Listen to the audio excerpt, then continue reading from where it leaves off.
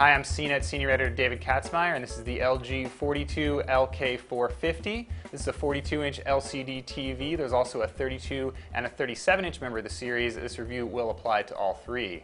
This is one of LG's least expensive TVs for 2011. It uses a CCFL backlight, which means that it's not the LEDs found on a lot of the higher-end LCD TVs this year. Seen from the side, you can tell it's not an LED TV. It's a little bit thicker, but still plenty thin.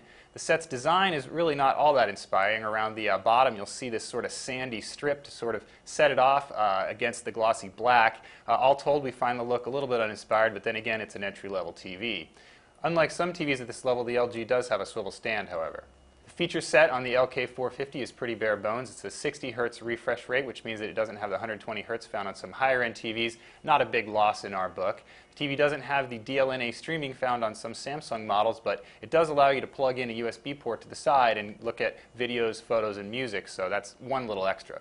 One area where LG didn't skimp was the picture settings. There's a slew of picture presets in addition to a 10-point grayscale and full color management system. So if you're tweaking this TV, you'll find all the controls found on many higher-end televisions. It's a real plus at this level.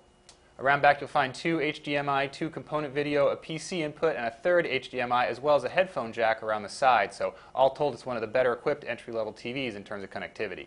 When we took the LG into the lab, we were a little bit disappointed by its picture quality compared to some of its peers. The real weakness is its very light black levels. When you look at this TV in the dark, you can see the blacks are relatively gray, and they don't have that punch that a lot of the TVs at its price level from Sony and Samsung, for example, can deliver.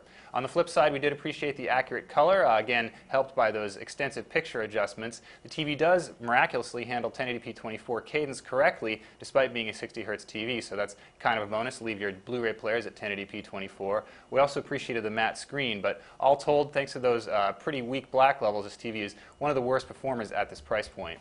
That's a quick look at the LG LK450, and I'm David Katzmeyer.